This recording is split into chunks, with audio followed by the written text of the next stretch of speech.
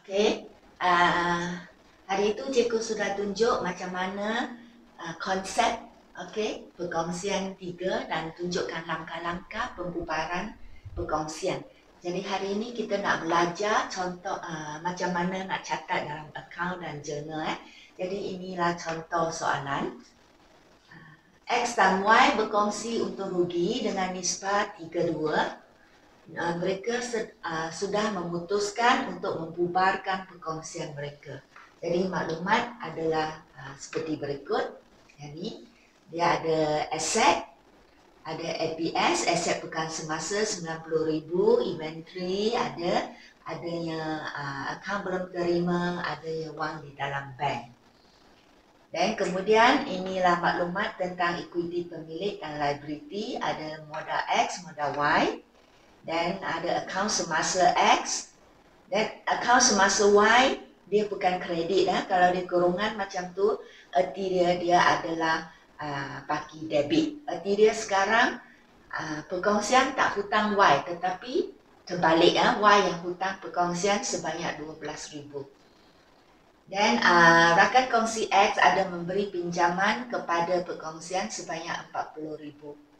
Okey, ini ialah liability perkongsian. Jadi kemudian ada juga akaun belum bayar sebanyak 60,000. So inilah maklumat yang diberi. Dan ada juga maklumat tambahan.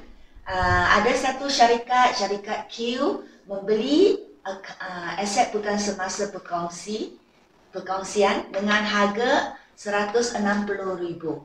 Okey, dan dibayar dalam bentuk dua cara dia bayar. Satu dalam bentuk saham, 60,000 unit saham keutamaan, tak kisah saham apalah, yang ni saham dia, dan nilai par ya demi nilai asal dia, original dia, nilai muka dia ialah RM1 sesaham.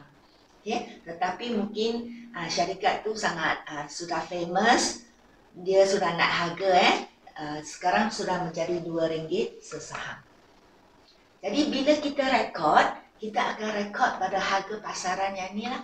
Demi walaupun asal dia harga kos dia RM1, tapi sekarang boleh beli pada share market RM2. Jadi 60,000 unit ni akan dianggap RM2 sesaham lah. Okey. Dan kan dia akan ambil dengan harga 160,000 kan. Jadi dia bayar dengan saham ini darab ini, iaitu dia akan bayar 120,000 dengan saham, dan baki dia iaitu 40,000. So this one minus this one, the baki is 40,000, akan dibayar secara tunai. Okay. So maklumat yang kedua termasuk di dalam ABS. ABS tadi kan katakan ialah 90,000 kan. Jadi di dalamnya actually ada dua aset. Okay. Satu aset apa kita tak tahu.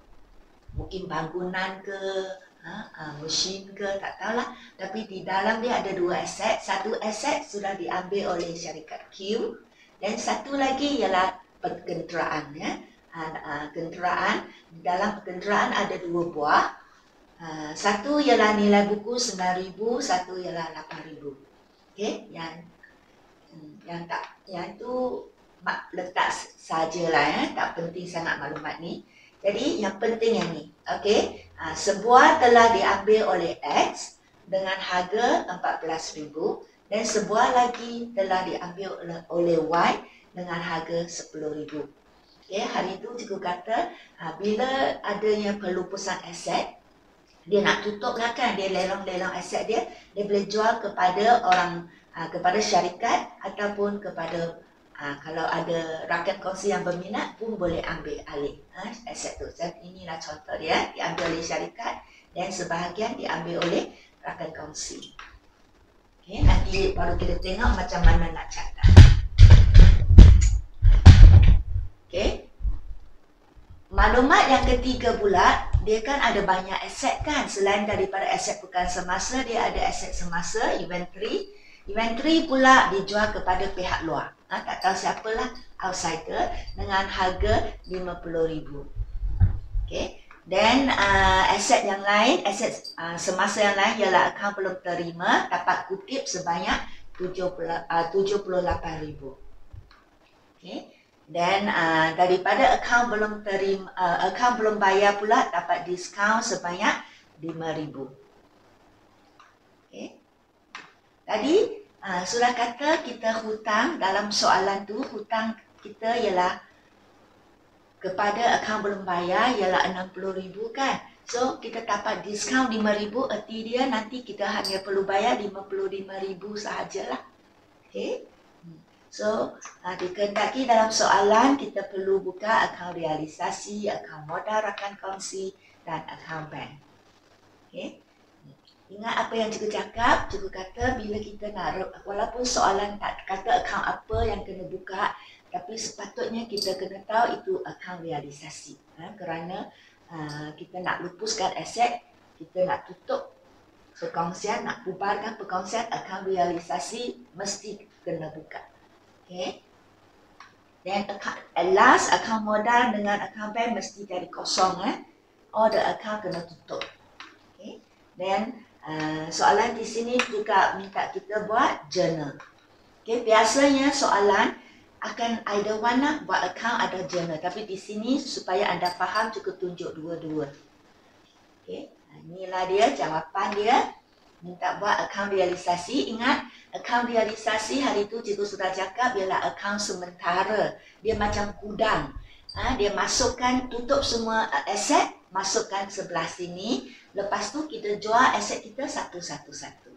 Okay, masih ingat tak? Dan kalau sini, ini ialah aset kita, ini kita jual. Kalau sini lebih tinggi, erti dia kita dapat untung. Kalau sini lebih tinggi, hasil sedikit, erti dia kita rugi dari jualan aset kita. Okay. Okay. Jadi sekarang kita tutupkan akaun aset. Semua aset kita masuk ke gudang sini, akaun realisasi untuk dijual. So inventory tadi kata baki dia 48,000, kita tutup masuk sini. Bila kita kata tutup, inventory kan aset. Bila kita tutup, aset kan debit. Bila tutup kita kredit lah, kredit inventory dan kita debit realisasi. Okay. Sama juga dengan akaun belum terima aset kita, kan baki dia sebelah debit. Bila tutup, kita catat di sebalik dia. So, beside kredit. So, kita kredit APT, kita debit realisasi. Sama juga dengan aset bukan semasa. Okay. Ada dua kan? Tak kisahlah soalan bagi all in one. So, kita pun hantar all in one lah, masuk sini. So, ABS 90,000 aset juga. So debit, asal dia debit kan. So kita nak tutup, kita kredit. So kita kredit ABS, kita debit realisasi. Okay, all the asset semua bawa ke sini. So di dalam ABS ada kenderaan dan mungkin ada satu aset lagi. Tak kisah. We follow the soalan, pindah semua ke sini. Lepas tu, inilah gudang. Now the asset are ready untuk jual. Okay, so kita pun jual. Ingat kita rekod satu-satu lah. Okay, kita follow dan maklumat tambahan. Jadi kita jual kepada syarikat Q dulu. So tadi soalan kata syarikat Q kita jual ABS dia dengan harga 160,000 kan. Dia bayar dengan saham dan tunai. So saham dia 60,000 unit dan satu saham RM2. Muka asal dia RM1, tapi asasnya kita takkan syarikat Q nak jual harga kos, mesti saham dia jual pada harga pasaran, so RM2. So dia akan bayar dalam bentuk saham RM120,000. Okay, the saham worth 120,000. So the paki dia tadi kata dibayar dengan tunai. So $160,000 yang saham, so dia akan bayar tunai RM40,000. Okay, dan maklumat tambahan kedua kata di dalam aset bukan semasa, actually adanya kenderaan. Ada 2 buah kenderaan. So, X ambil 1 buah, 14,000. So, kita pun kredit realisasi, debit modal X. Okay, kita jual kepada X. Jadi, realisasi keluarlah. Kan aset dia sudah keluar bagi modal X.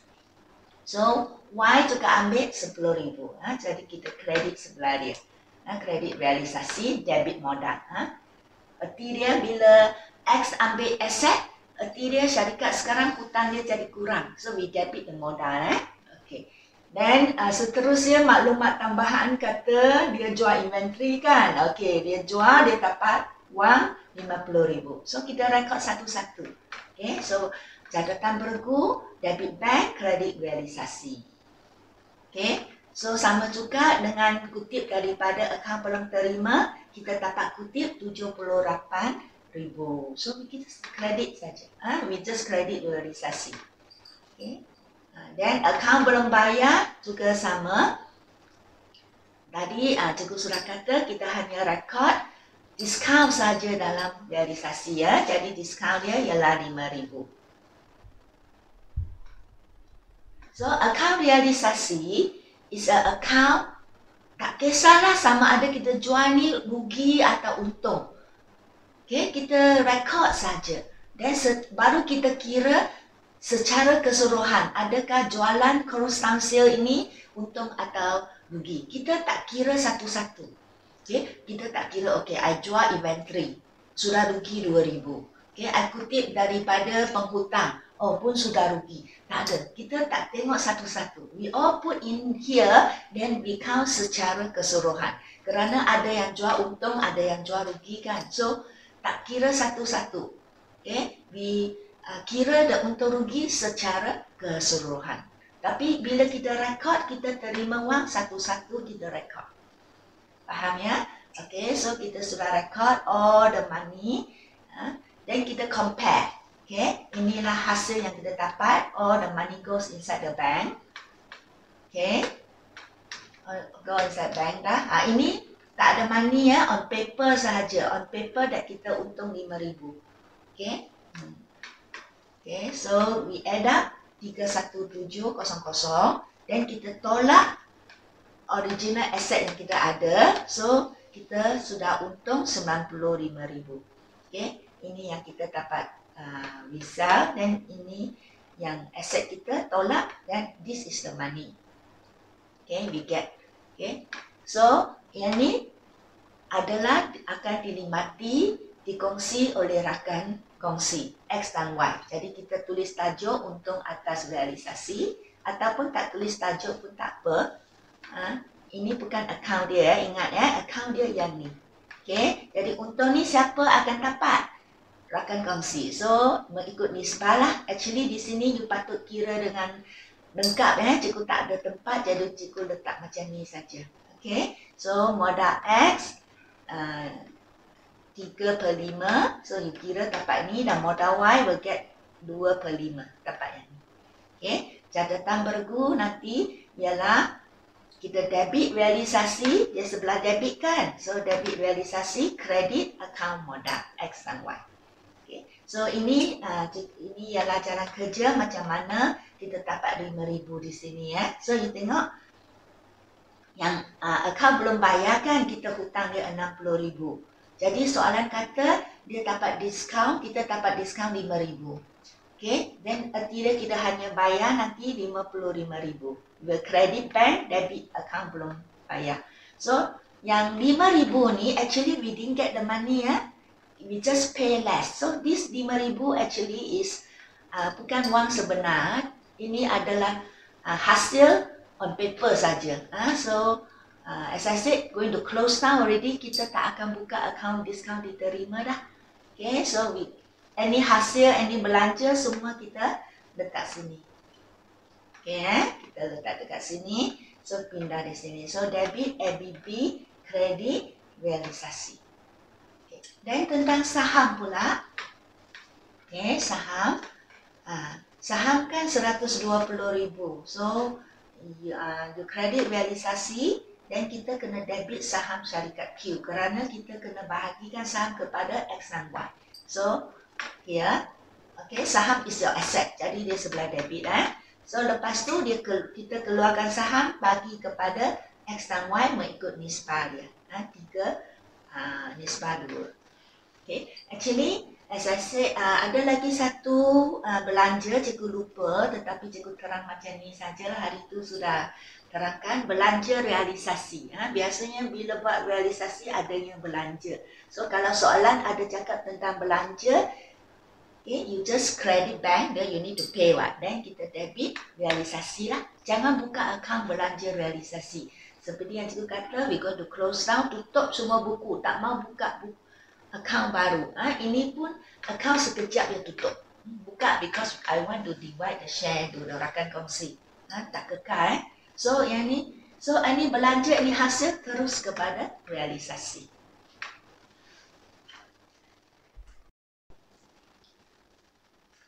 Okay, tadi baru tunjuk akaun realisasi, sekarang kita sambungkan soalan minta buat akaun modal dan akaun bank juga. So kita sambung dengan akaun modal. First kita record lah modal dulu, modal 70,000, 50,000 sebelah kredit.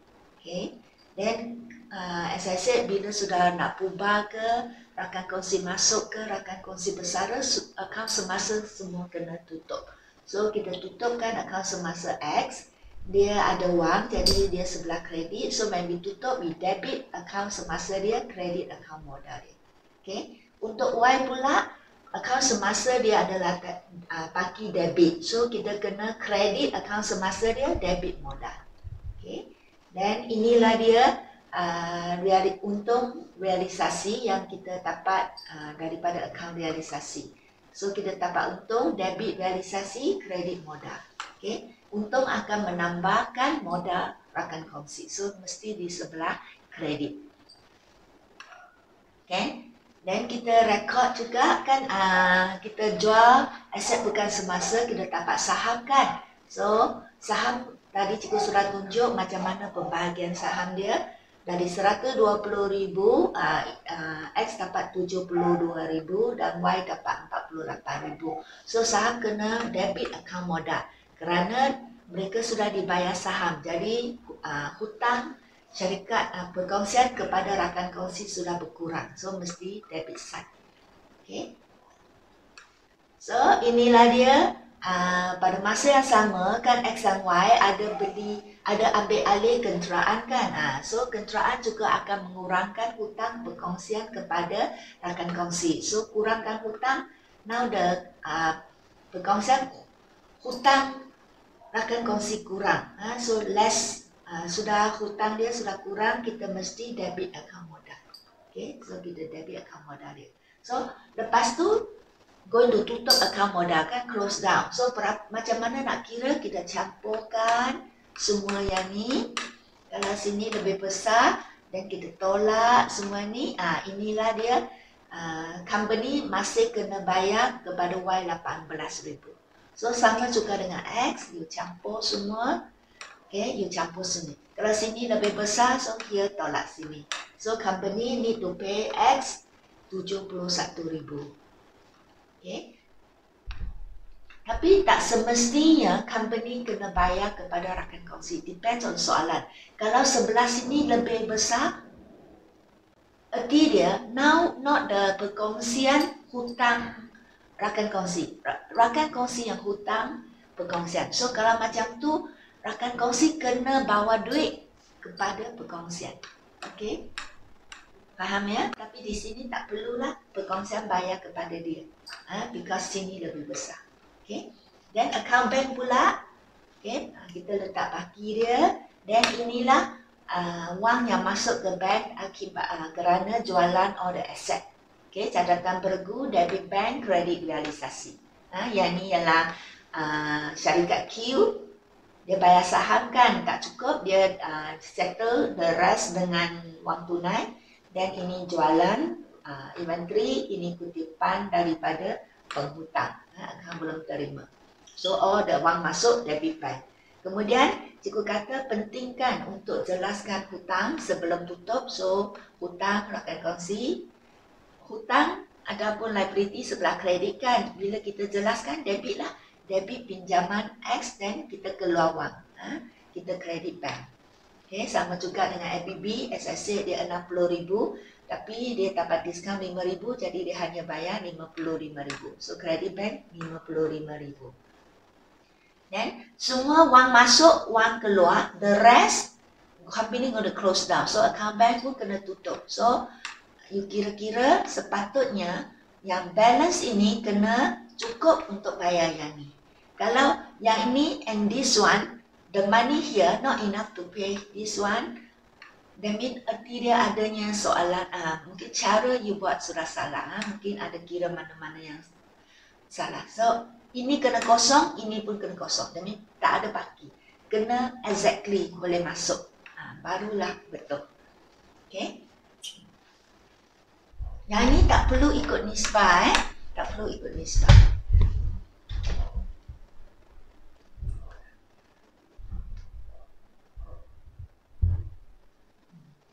Okay, ini ialah jurnal dia, jurnal am.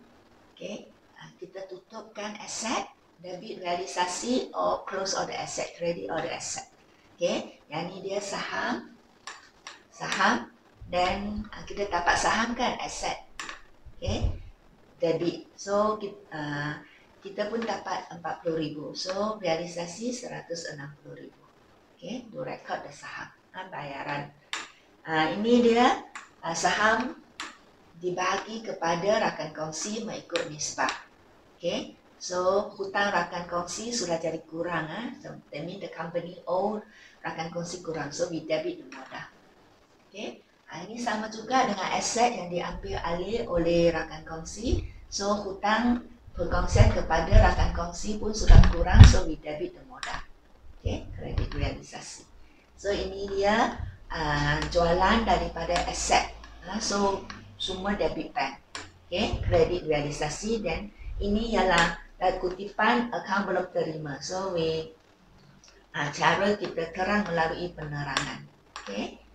Ini tentang bayaran kepada akaun belum terima. So akaun belum terima liability kan. So we debit liability, then we pay the money credit bank. And kalau ada diskaun, as I said, jangan buka akaun diskaun diterima. Everything hantar ke realisasi.